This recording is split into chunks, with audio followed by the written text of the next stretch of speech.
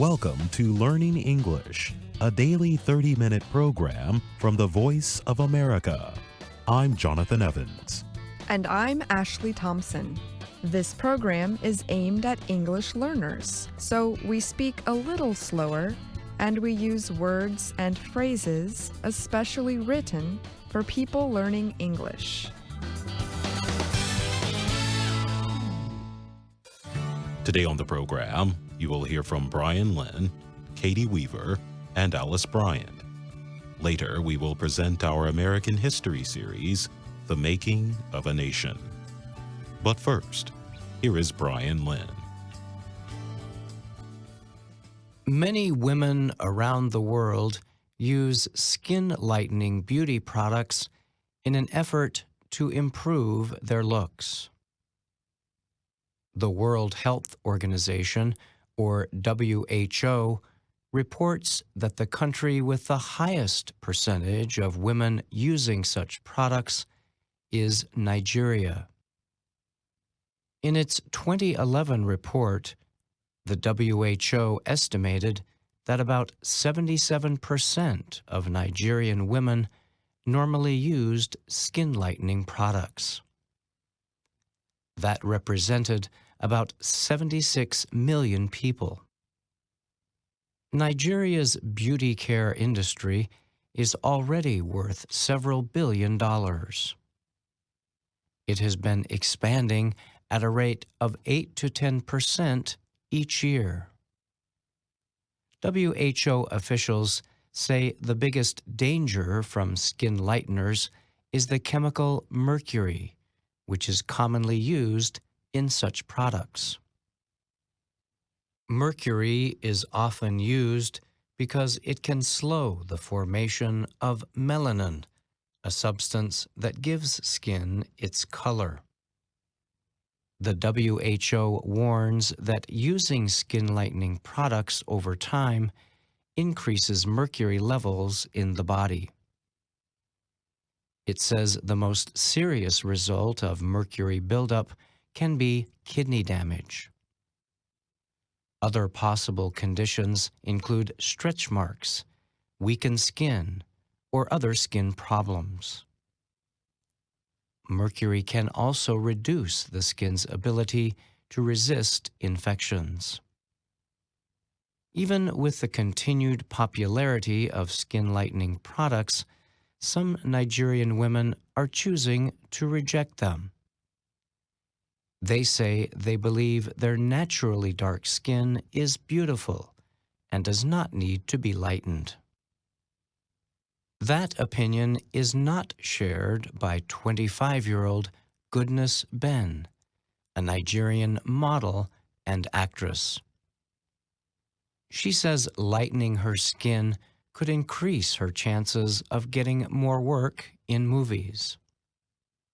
Ben recently spoke to a VOA reporter during a visit to a market in Abuja. Yes, this is Nigeria, and a fair skin is business. In movie industry, most times directors want you to glow. Ben added that having lighter skin makes her feel better about herself and is more appealing to others. Yes, for me to be better, for me to be fair, for me to be more beautiful, she said. Some darker-skinned Nigerians have pushed back against the idea that lighter is better. They have launched what they are calling the melanin movement. Tina Ohanu says she has no need to lighten her skin to improve her self-image. My confidence really doesn't come from my skin. It comes from within. She added that she still gets a lot of attention from men without lightening her skin. Some African nations have taken action to restrict such beauty aids. Ghana, Ivory Coast, and Rwanda have banned all skin lightening products, while Nigeria joined South Africa in barring some that contain the most harmful chemicals. I'm Brian Lynn.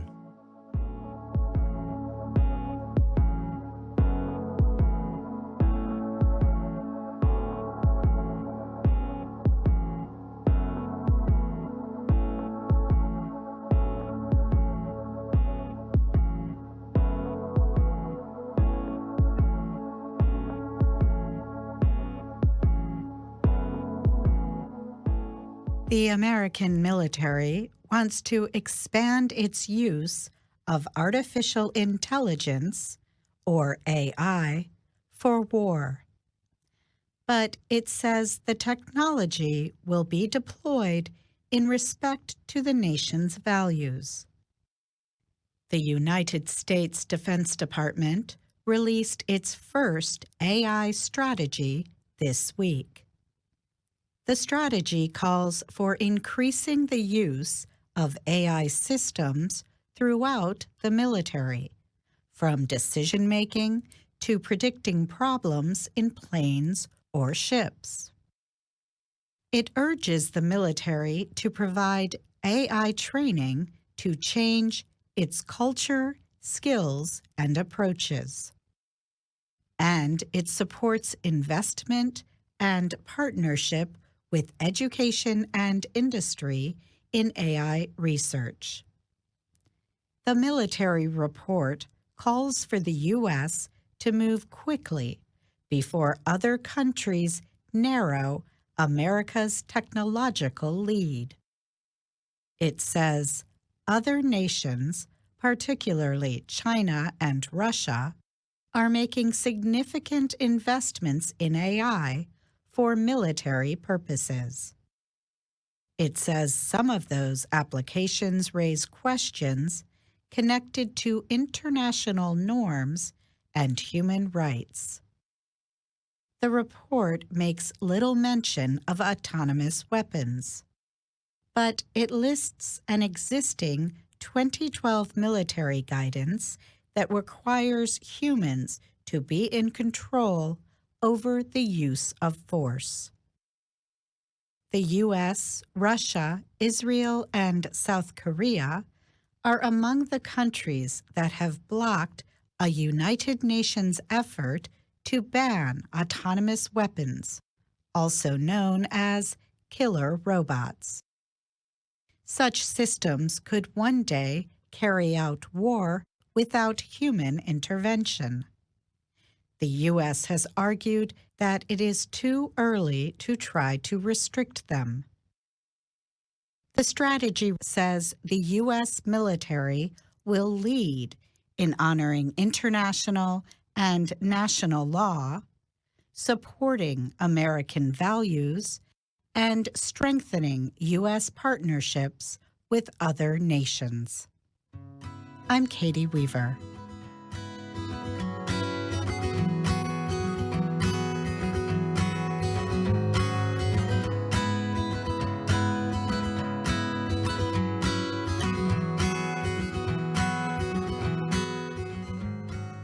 Wow, I sure do love cats. I suppose I didn't know how much until my social media service informed me I had liked 8 pictures of cats this week. Maybe I should get a cat or stay off of social media. If you listened closely, you may have noticed that I did not use an article in my first 2 sentences about cats, but I did in my third. There, I used the article A. On our program today, I will tell you why and share some simple rules for when not to use articles. As you may know, English articles refer to the words a, an, and the.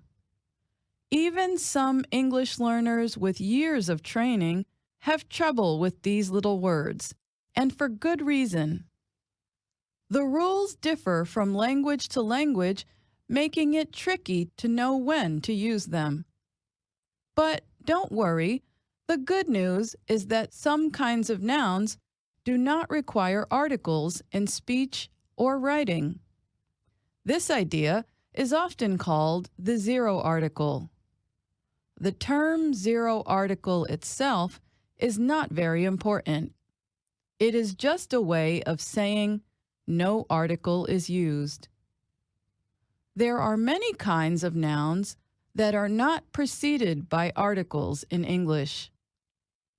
Other nouns get no article only in some kinds of statements, such as generalizations. To begin, we do not use articles before plural nouns and non-count nouns when making generalizations.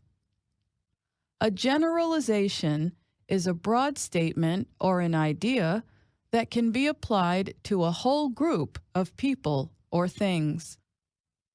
As you may know, a plural noun is the form of a word that relates to more than one person or thing, like apples, dogs, telephones, and children.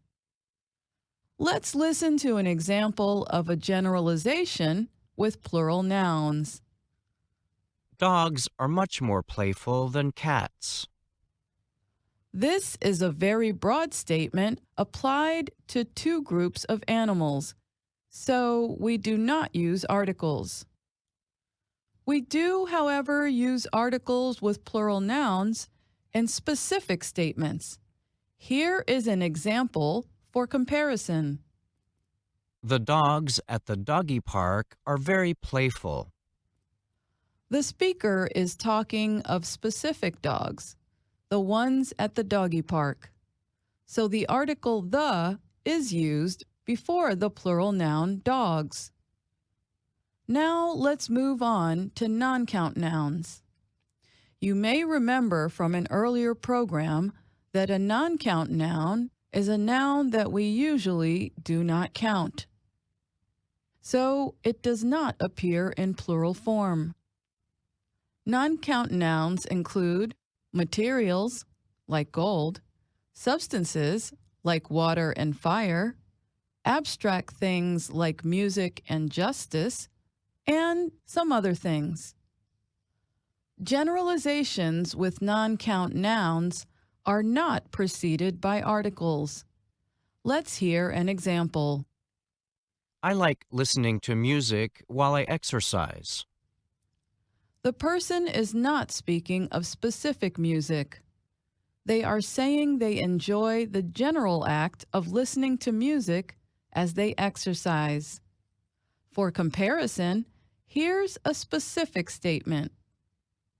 The music at the show last night was too loud. The person is speaking of specific music, the music at the show last night. So the article the appears before the non-count noun music. The zero article also applies to other kinds of nouns.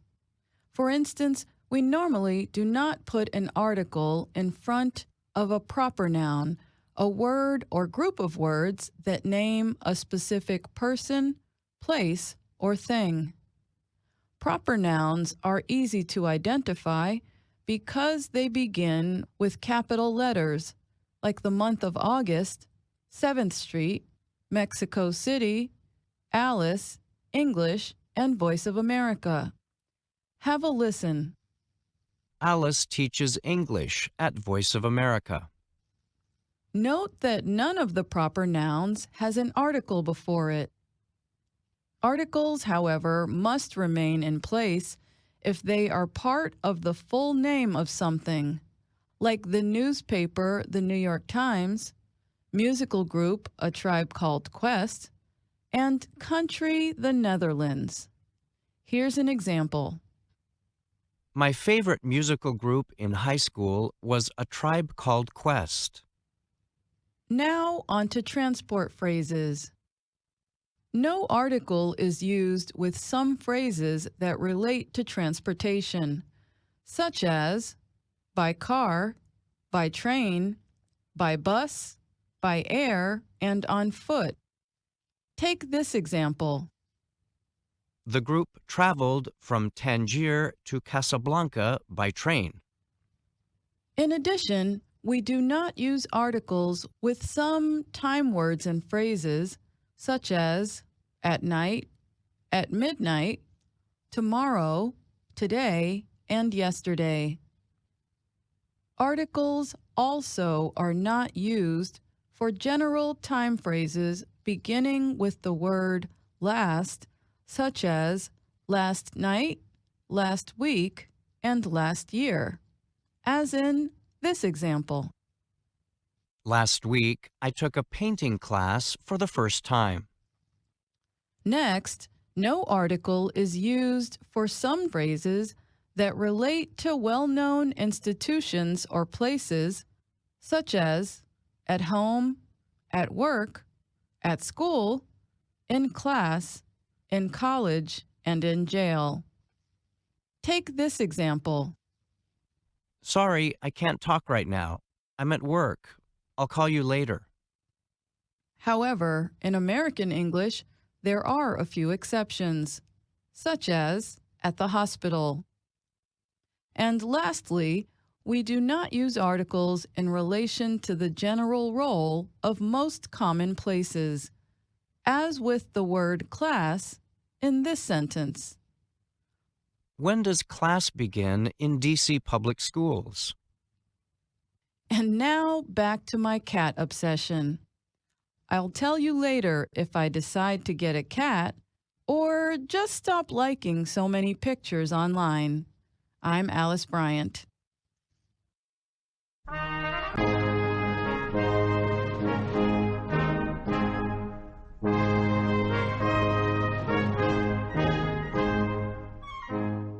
Welcome to The Making of a Nation, American History in VOA Special English. In 1863, Union forces defeated Confederate forces in the bloodiest battle of the American Civil War, the Battle of Gettysburg. Soon after that, the Union won another important victory, seizing Vicksburg, Mississippi.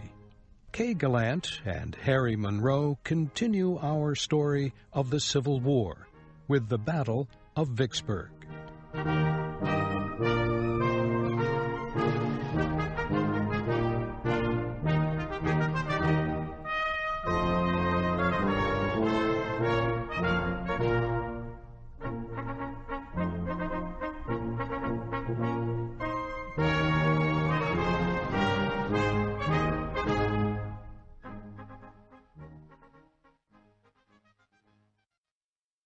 In November 1863, President Lincoln traveled to Gettysburg, Pennsylvania.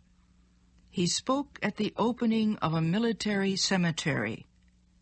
He felt very tired by the time he got back to Washington. Doctors thought he had a cold. Later, they said he had a weak form of smallpox. The president remained in bed. Few visitors could see him. There was a danger that smallpox could spread. Lincoln got better after a few weeks. He began working on his yearly message to Congress.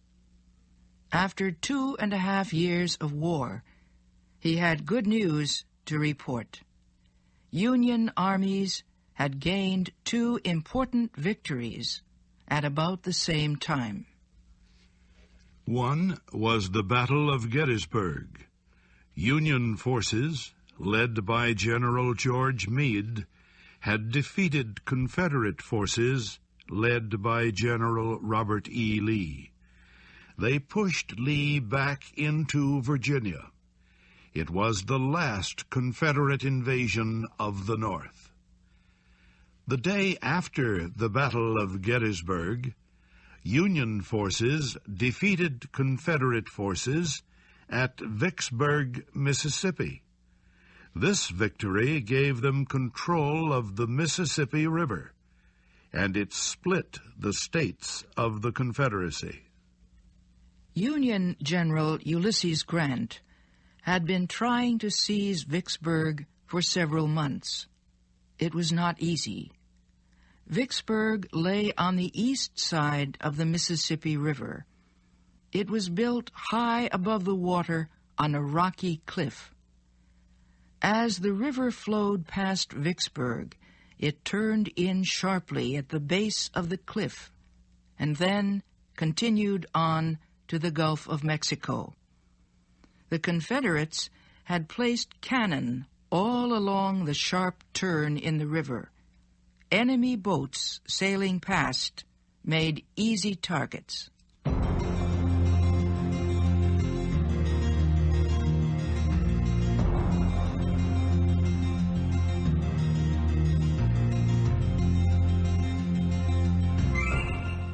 General Grant began the campaign for Vicksburg in late 1862.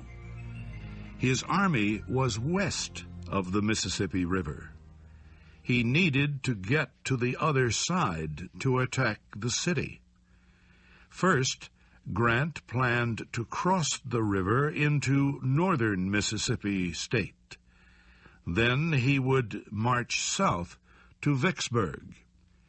He crossed the river, but Confederate forces destroyed his transportation and supply lines. He withdrew. Early in 1863, he tried again. This time, he planned to sail his men past Vicksburg. They would cross the river a little downstream, turn, and attack. Grant moved 40,000 men to a point 10 kilometers from Vicksburg. He told the men to put down their guns and take up digging tools. They would build a canal to carry them past the turn in the river, past the Confederate cannon. For weeks, the Union soldiers worked on the canal. They dug through mud and wet clay. Many died of disease. After more than a month of digging, engineers decided that the canal would not work. Grant ordered the men to build another canal, then another. They did not work either. By this time, the Union soldiers had become experts at digging canals. One of them said, "As soon as the canals at Vicksburg are finished, we are going to cut a canal across the upper part of Florida. We will cut that state off from the Confederacy and give it to the alligators."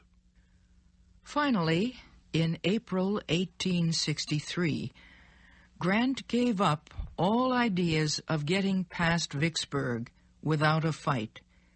He decided to march most of his men down the west side of the river to a steamboat landing 30 kilometers below Vicksburg.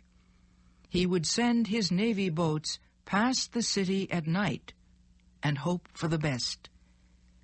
It took 3 weeks for Grant's men to reach the steamboat landing. The roads were very rough. In many places, they were covered with water. Engineers had to cut trees and cover the muddy roads with logs so wagons would not sink. They had to build bridges over the many streams.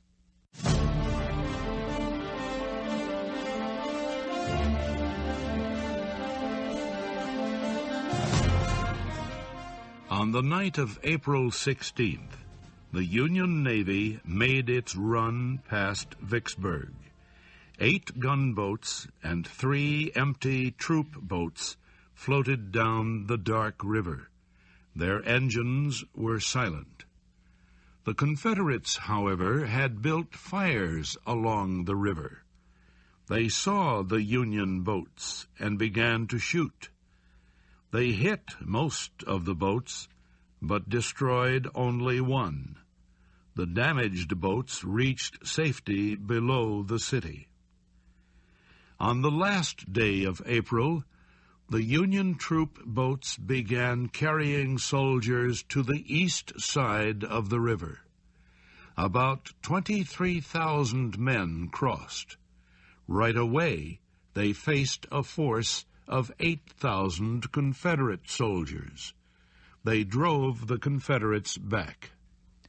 Grant then ordered the rest of his army to cross to the east side of the river.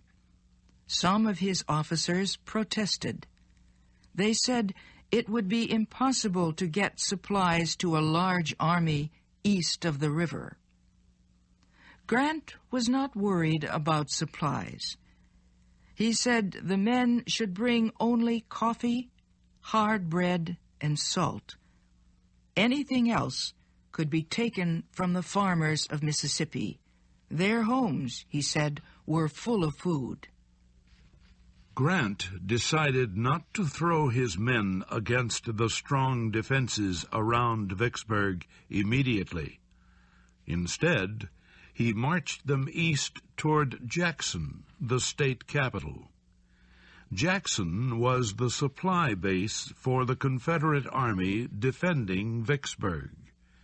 Grant wanted to cut the supply lines between the two cities.